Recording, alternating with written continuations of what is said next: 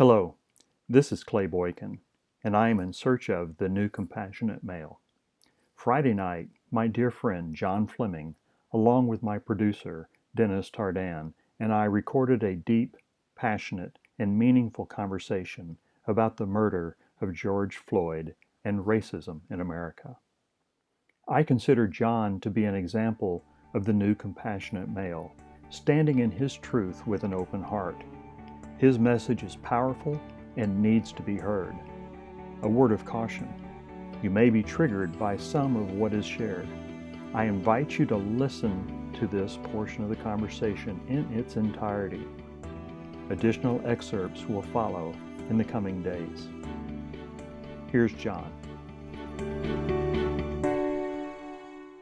Done your work with this men's group, it has helped you to figure out that you're a part of the puzzle, a piece of that puzzle that we're all trying to put together right now. Yeah, that's, I think, the weight. That's the weight that hit me the other day when I just, and Laura, what's wrong? And I've been processing. I've got to have a topic for Monday night. She said, well, I said, but it can't just be a topic, and I can't wade into it head on. I've got to figure this out. And it was on one aspect of compassion, and we skirted around what I really wanted to come out and talk about, but we couldn't talk about it just as a bunch of white men. The same reason I don't allow us, there's a couple of things I don't allow. I don't allow us to talk about women because the women aren't there.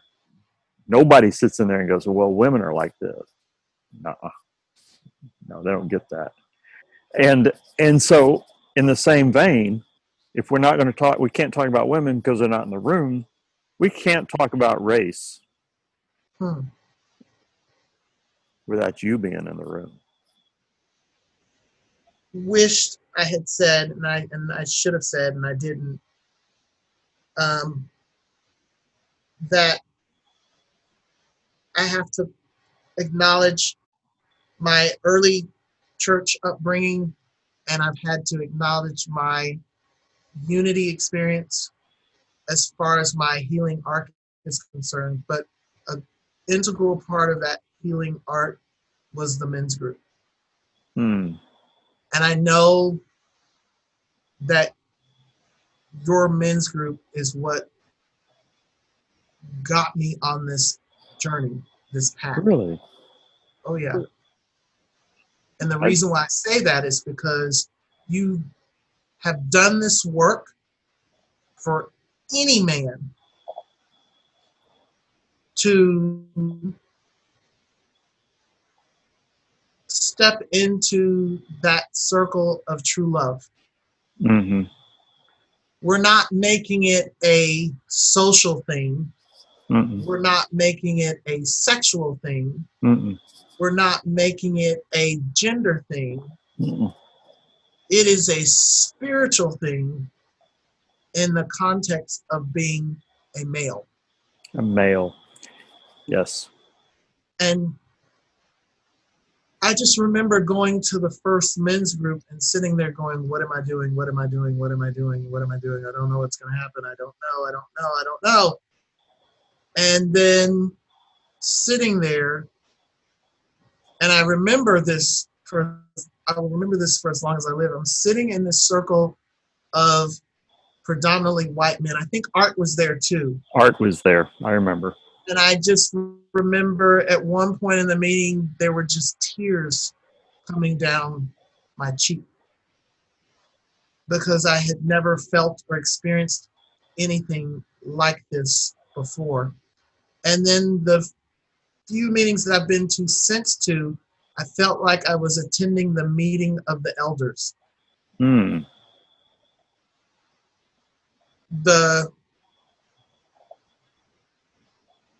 sacred elders sitting in that circle to look at and discuss and share in the universal wisdom of humanity. Thank you for saying that.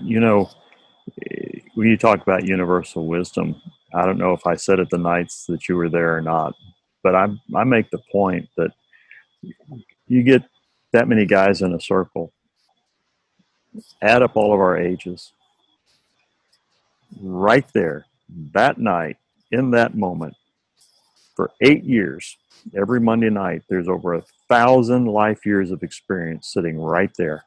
Mm-hmm. And there's one thing that each of us can learn from the other.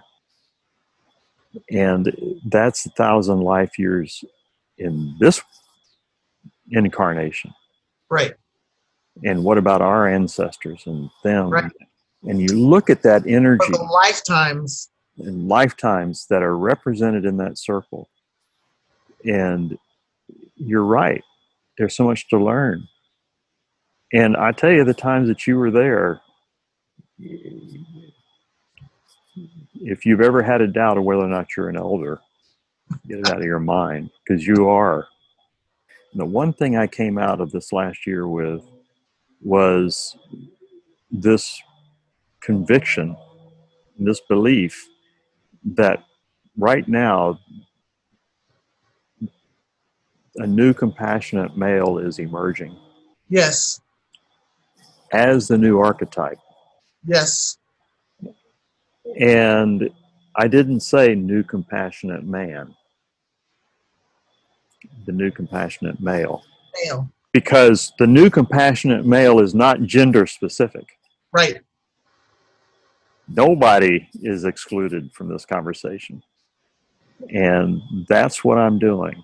And that's why these conversations are happening. It's not one person, it's an archetype. No. Yeah. And what we're talking about here, what we know that's here, that's what's begging to come out. Right. Is the truth, is that. And this is why I empathize with you in your experience of how you describe that feeling of that's tied to the idea, I don't know what to do.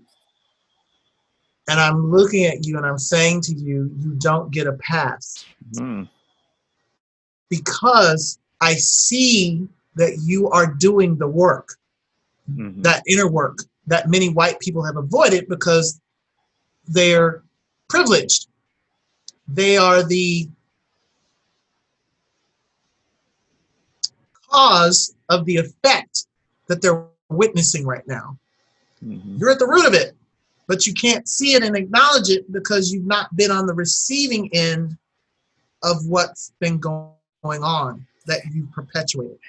And I say that because I remember you early on telling me your story about how when you first came to Unity, you were angry. You had a lot of anger. I didn't know what the anger was about, but what I caught was you came to Unity and you got to a place where you could finally let that go. I never knew the story behind the anger or what the anger was about. I just remember you termed it and generally termed it as anger when you came here, and this place had changed your life. It was fear. That was what was below the anger, and the fear stemmed from any number of things. And I'll say this too, which says to me, you did your work, but there's deeper work to be done for many people. But you've done that deep work, and you're going deeper now in this common experience of the whole George Floyd thing, and this is startling, jolting. There's no way around it but through it. And it's not pretty, and it's uncomfortable, and it hurts, and it's painful. And I'm just acknowledging for you that's what it's like for me and the people that look like for me. And it's okay. You can do this. And I'm happy to hold your hand. I'm happy to walk with you. I'm happy to sit with you in your discomfort of this, because I can't do that for you, because I can't do it for you because it's your feeling and it's coming up for you. You got to deal with that. Right. How many times have I been dismissively said, deal with it, just deal with it? The tone policing that goes on, well, don't be so mad, don't be so loud. You get to deal with that now. Mm-hmm. And I'm acknowledging that for you to say, yes, that is a thing, because I've experienced it. Other people that look like me have experienced it. And now you're starting to know and understand what that looks and feels like now, because the shoe is now on the other foot and it's on your foot now. See, what I don't understand about that is there's no way I can know what you feel, because I haven't had your experience.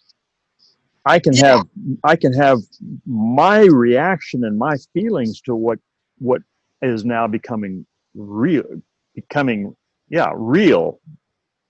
It's in my face, and these are my feelings about it. But they don't mean that I can understand your feelings. But I had a former colleague, coworker in my office today. He just went to go work for the Civil Rights Office in the Department of State Health Services, and he's an ex-cop, black man.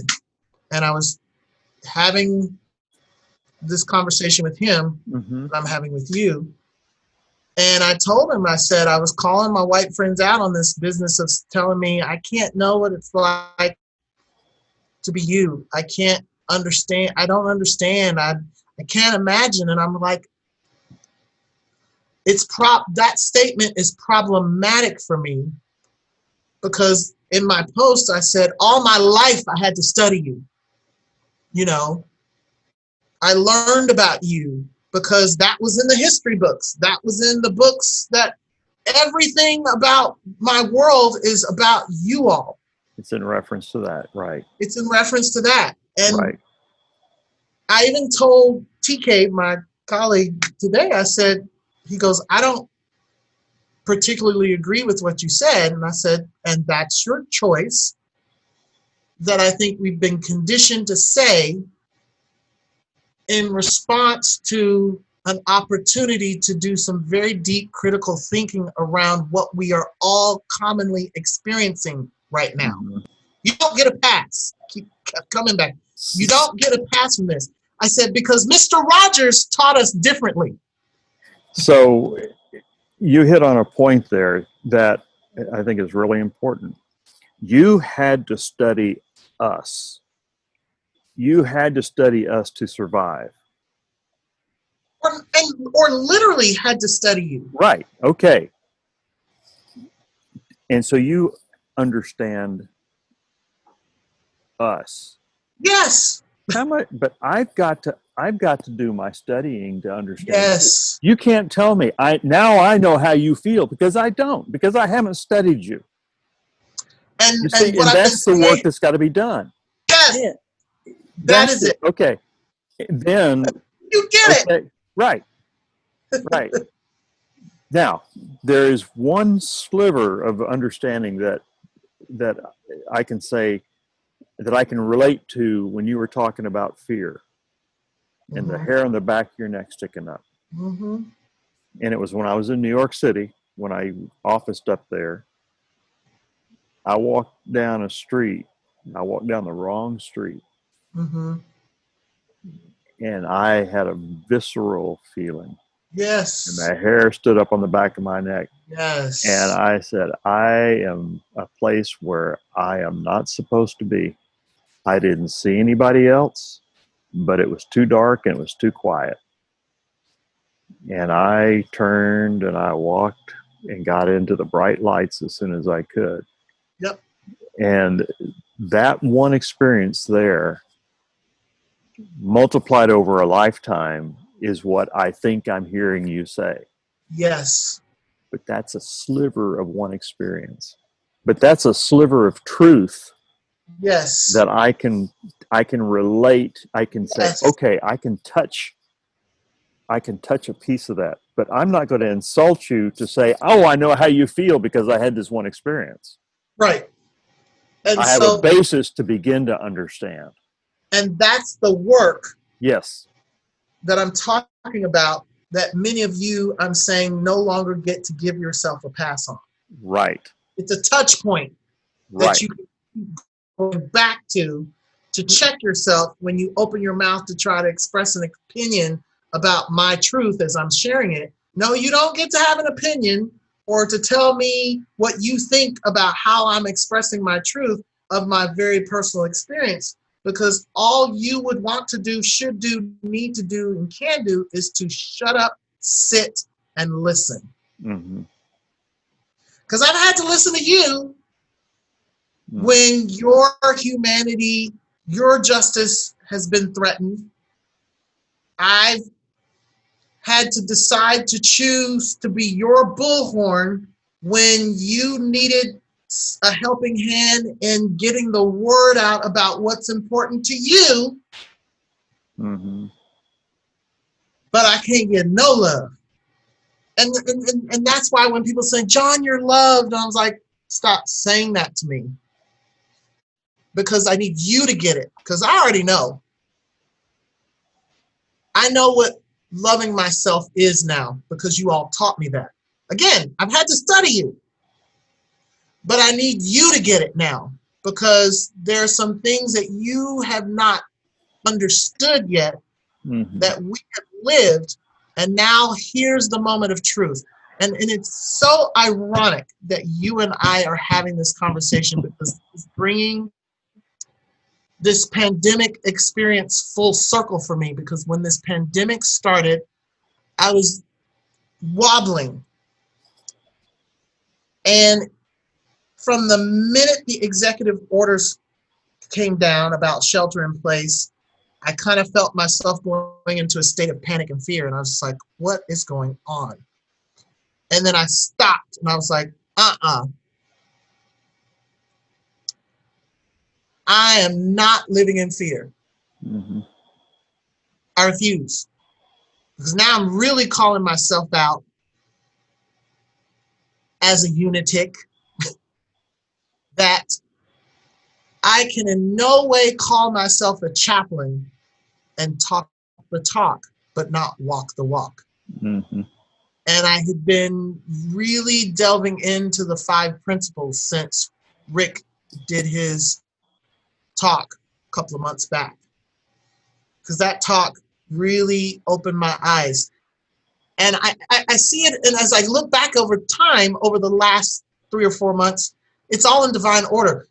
Rick was equipping me with what I needed to know to get through this pandemic, but he was also equipping me with what I needed to know to deal with this shit concerning another Black man being killed by law enforcement. Yeah. And finding a way through those feelings to be able to articulate what I would want you, Clay, to know about what you're experiencing now in your awakening to the very real spirit experience for me and so many other Black people in this country.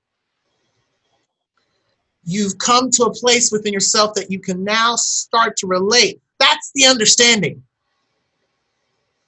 It's the awareness of something that you didn't know, you couldn't see. Mm-hmm. And now you're starting to get a glimpse, because like that Indian standing on the shore, Yeah, I couldn't see the ships. Couldn't see the ship until it Right. was right up on him. And it's right up on you now. Mm-hmm. And you see it. And you're like, what is that? Oh, it's a thing. It's there. It will reveal itself to you as you continue to allow yourself to listen to someone else's experience and hear their words and begin to feel their words. And this is why I think Brene Brown has become who she is. When she gave me the definition for empathy, she said, empathy means you are willing to feel and experience the feelings in someone else as they speak their truth in yourself. That's where the understanding comes from. No, I'm not you, Clay, but I can certainly put myself in your shoes for a minute, right, to the fullest extent and degree that my imagination and my empathy and compassion is allowing me to. Yes. Because I have not fully practiced and experienced it enough yet, but it's helping me to open my heart more and be receptive to this experience that is not mine, not my experience, not my reality, my truth, but I have the capacity to touch it within myself because someone is offering it to me as a gift. Yeah. And so that's why I'm not buying this idea that I can't know. Well, why can't you? Mr. Rogers said, yeah, he did it so beautifully. He would say, how would you feel if someone took that toy from you and it wasn't yours? I remember it wasn't about the going to the land of what do you call it? The dreamland with Lady Eberlin and King Friday and all those puppet characters. Yeah. He was very political. He was, but he was really good. Oh yeah. In what he was teaching, because he was helping us to understand our shit through puppets and through your imagination and having honest conversations with the boys and girls. That's right. Helping them to remember it's not okay to treat Sally that way because Sally's skin color is different. How would you feel if somebody treated you differently because you had blue eyes and they had brown eyes and you had blue eyes? Right. You don't get a pass. And this is what I think this global collective experience is bringing to us now. This pandemic has forced us into isolation. It's forced us to have to sit in our rooms and deal with the stuff we've been systemically, historically avoiding.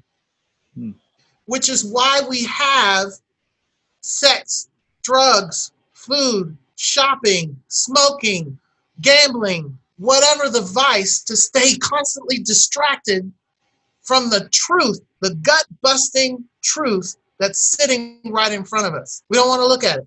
And when George Floyd happened, it was like, nope, you don't get to look away. You don't get to walk away. You don't get to hide.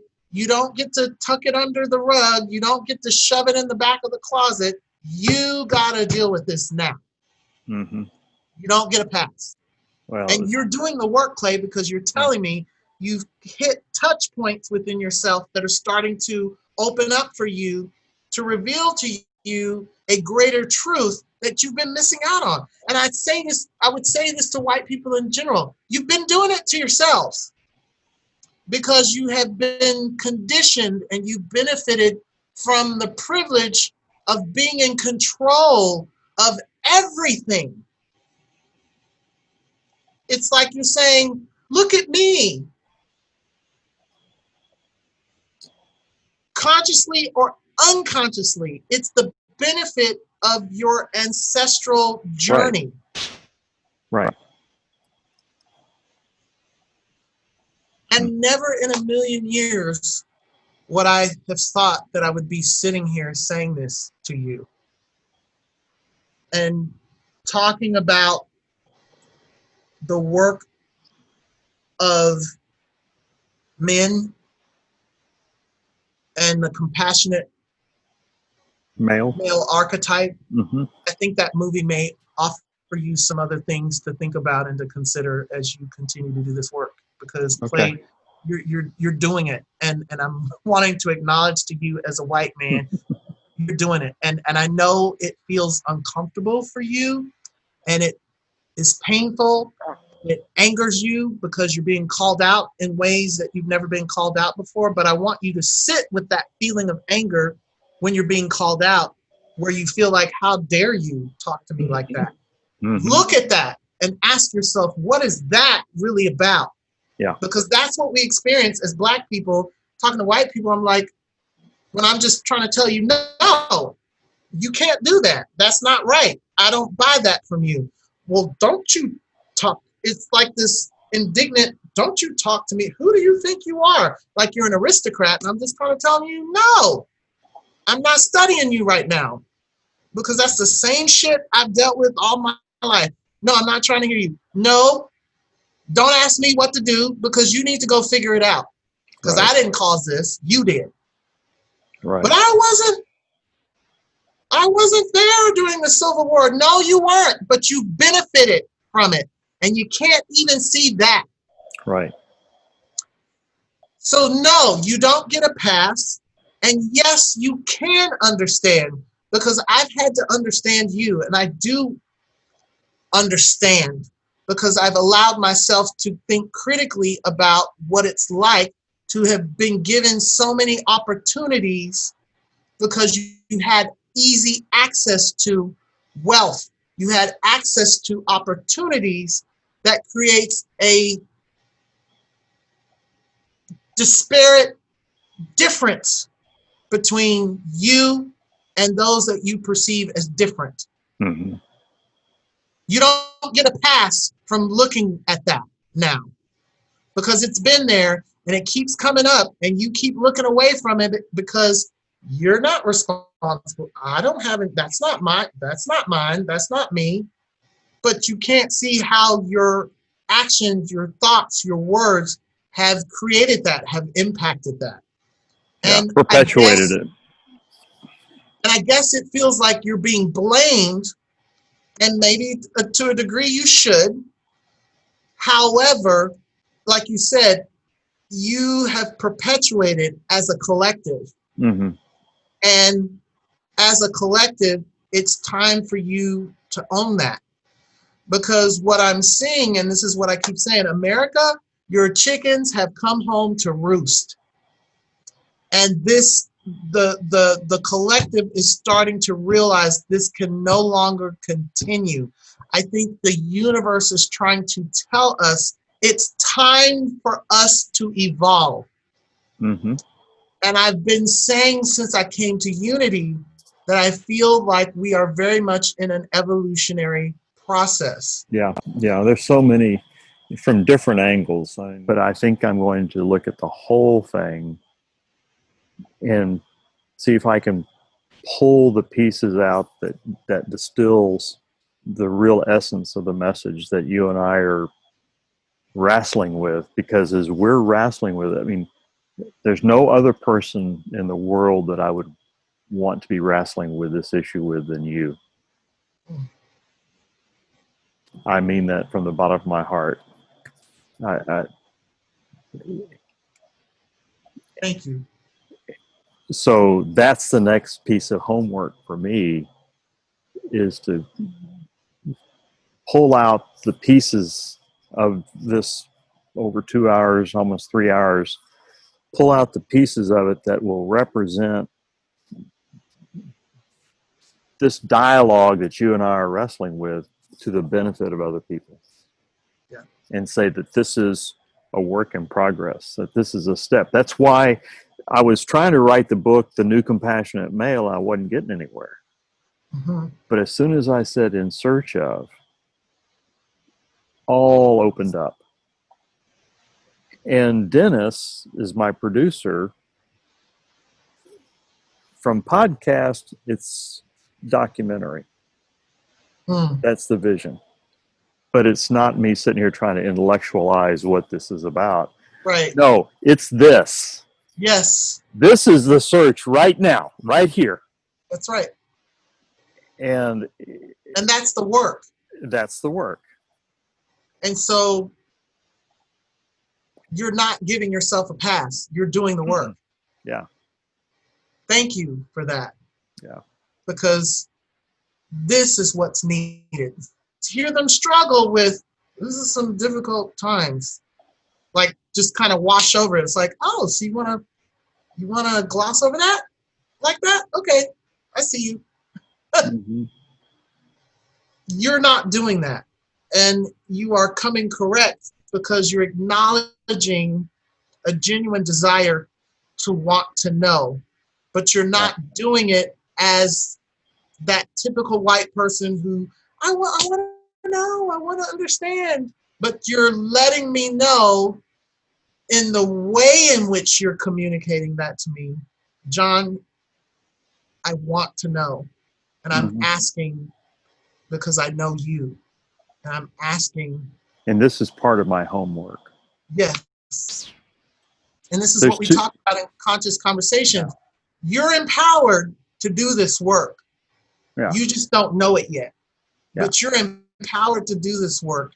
And the best way you can begin the work is to begin asking the tough questions for yourself that you've never dared to ask. Yeah. And you do it the best way you can. And yeah, you may fuck it up. And yeah, the people that you've asked may not respond very nicely because they've been beaten and tattered and torn, and they're just tired of having to answer because you never listen. Right. And the other thing, you were talking about history. You were making reference of understanding the history of oppression. Mm-hmm. And I have one data point that is seared into my brain. It was something I saw when I was in Jamaica, where I had my mystical experience and almost died. We went to a small museum, and in wrought iron, this big, jaws, it was a man trap. You know, like you have a bear trap. Yeah. Step, and it goes like this. Yeah. It was the same thing, but it was, and it had a chain on it, and it was put out to trap slaves. And it was the real deal. And just seeing that, it's almost like I don't need to see anymore. Yeah. It's there. Now, putting that into context, you know, those two data points, the New York experience and then that experience, gives me a couple of points of reference. Touch points. Touch points, that's it. The thing that you can go back to remind yourself of what you've not seen, what you've not learned, not heard. Right. To remind yourself, to check yourself, okay, wait a minute. Why am I acting so resistant to this when I'm aware of these touch points that I've acknowledged? I go back to Michael Singer's book, The Untethered Soul. And at the beginning of his book, I think it's probably in the first paragraph where he talks about awareness is the precursor to consciousness. That once you become aware of something, you are then responsible for it. You can't become unaware of it. Unaware of it. You can't unsee it. That. You're right. Right. And that's the crux of what the point that I'm trying to get across to my white friends when I say you don't get a pass from dealing with this, but because you now have a touch point to which you can return to each time you forget the truth that has been revealed to you that is not your truth, not your reality, not your experience. And maybe another way of saying you don't get a pass is, and I think you said it, you can't unsee what happened. And now you own that knowledge. What are you going to do with it? But you doing this work about in search of the compassionate male, it's like you're recognizing that there's an X gene out there And there's a new archetype waiting to awaken. It's already out there. It's there. All I'm doing is naming it. Yes. Name it and point to it. And people go, oh, that's what that is. Yeah. You're not weird. There's nothing wrong with you. It's who you are. Mm-hmm. And you're giving space and time and permission and cognition to awaken to it and to experience it and to wield it and to utilize it to change the world. Whatever I can do to assist and support you in this work, I would invite you, with whatever you create, to consider getting that to the folks at KLRU here in Austin. This work, this needs to be on a much bigger platform. Yeah. And not that it won't, but I'm certainly willing to help. Thank you. I don't take that offer lightly. Thank you for this. Well, whatever I can do to help, let me know. It belongs on a bigger platform. It does. So, okay.